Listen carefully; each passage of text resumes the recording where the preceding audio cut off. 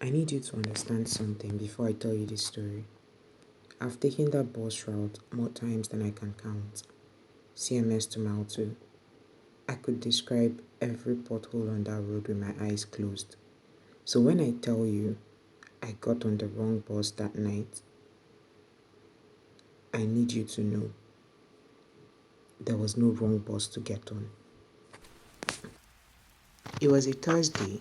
I remember because Thursdays are always the worst for closing late. I got to CMS a little after 11, tired. My phone wasn't at 19% and I didn't care.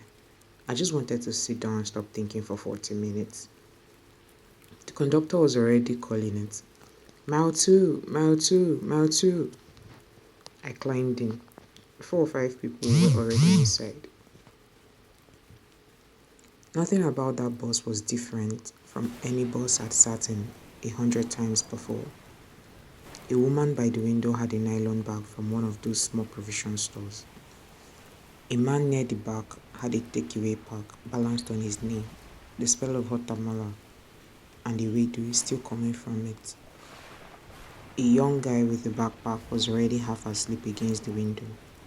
I didn't look at anyone twice.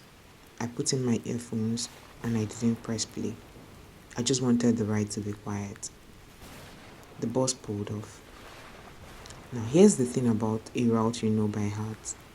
You don't watch it consciously. Your body just expects things in sequence. A junction here, a speed bump there. Someone always gets off around the second bus stop. Someone always climbs in around the fourth. We passed the second bus stop. Nobody got off. I didn't think anything of it. Maybe nobody was going that way tonight. We passed the third. Still nobody. I looked up from my phone. 19% had become 15. And I actually paid attention for the first time. Nobody had gotten on either. Not once. Since CMS. I told myself it was a slow night. Lagos does have that sometimes. You just don't think about it until you do. Then I looked out the window, and the road wasn't one I recognized. I want to be honest with you, I didn't panic. Not yet. My first thought was, maybe shortcut. Maybe there was a diversion. Maybe the driver was avoiding traffic. But wait, traffic? Or maybe there'd been an accident up ahead and he'd cut through somewhere I didn't know. That's Lagos. That happens all the time. So I leaned forward and asked the conductor, Oga, they go my two abi? No answer. I asked again, a little louder. Nothing. He didn't even turn his head. So I looked toward the driver instead. Oga, sorry, which road be this? And the driver looked at me. Not at the road. At me. Through the mirror. For longer than felt safe for a man driving bus. And he said, You don't know? I want you to sit with that phrasing for a second. The way I had to sit with it in that bus. He didn't say, Where are we going? He didn't say, This is a shortcut, sir. He said, You don't know? Like the not knowing was mine. Like it was something I was supposed to already have. The man beside me, I hadn't even properly looked at him until that moment. Leaned in, very quietly, almost like he didn't want the front of the bus to hear him. He said, Don't ask him again. I turned to him. Why? He didn't answer that either. He just looked toward the driver, then looked back down at his hands and said, Just sit down. I was already sitting down. That's what unsettled me most. He wasn't telling me to sit. I was sitting. He was telling me to stop drawing attention to myself. I told myself I'd gotten on the wrong bus. That had to be it.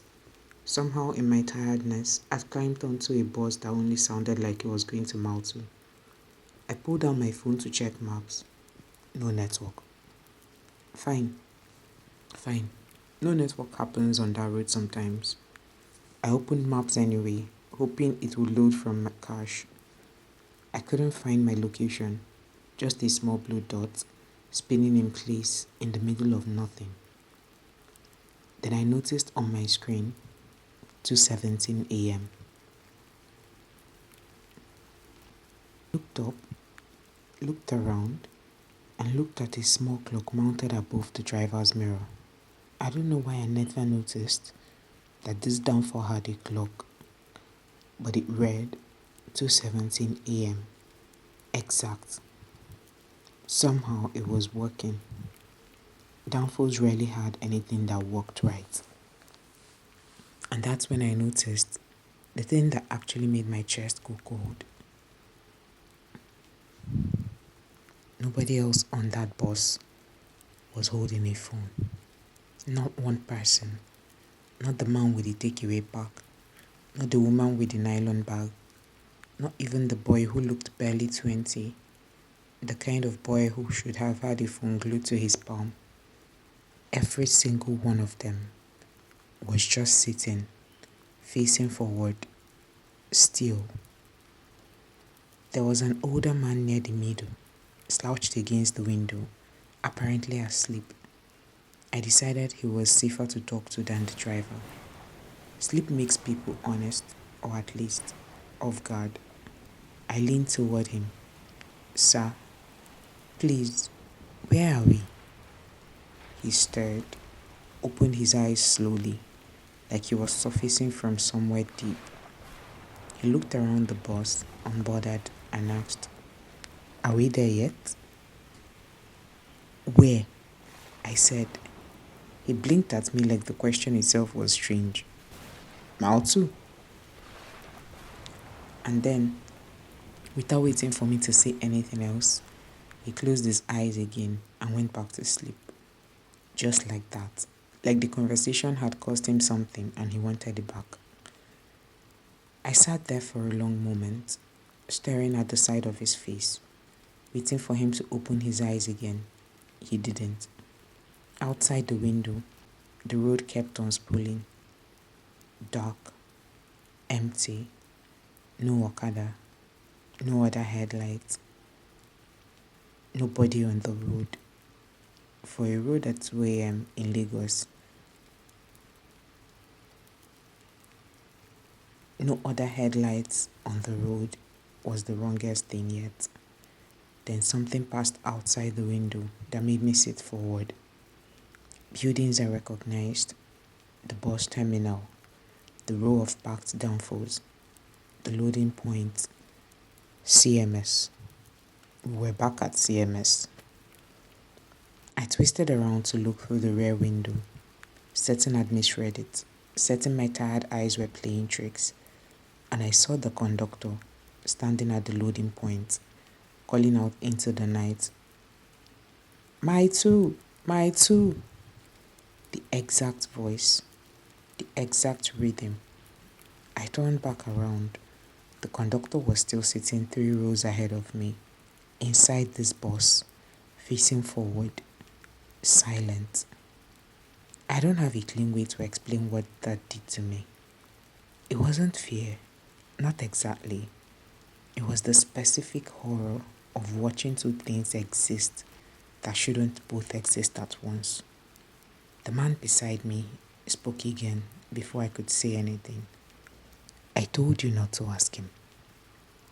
I turned to him fast. Ask him what? He looked at me, properly looked at me for the first time all night, and said, Where we're going. Then quieter. You were supposed to just stay asleep. I want you to think about that sentence with me, because I have thought about almost nothing else since. Supposed to, not you should sleep, it's late. Supposed to. Like there was an arrangement, like there was a role I was meant to play on this bus. That night, and I had broken it simply by being awake enough to ask the question. I didn't sleep on that bus. I want to be clear about that. I don't remember closing my eyes even once, but I also don't remember getting off. The next thing I'm sure of is standing at the Mile 2 bus stop in the grey light before morning, my phone back at full strength, and the time reading 5:52 a.m. Almost 4 hours had passed that I cannot account for. I checked my phone, 19%, then 15. That part I remember. After that, nothing until 5:52. I don't take that route anymore, not at night. If I have to close late, I find another way home, even if it costs more, even if it takes longer. But here's the part I don't usually say out loud. A few weeks ago, I was on a different bus, daytime, ordinary, full of people on their phones, exactly the way a bus should be. And near the back, there was a young man, maybe 20, asleep against the window, the way I used to fall asleep on that route back before that night. I don't know why I did it. I leaned over gently and I asked him, "Are we there yet?" He opened his eyes, confused, the way anyone would be. He looked at me like I was mad. I don't know what I would have said if he'd asked me where. I didn't wait to find out. I got off at the next stop, even though it wasn't mine. I still don't know what I was hoping he'd say, or what I was afraid he would.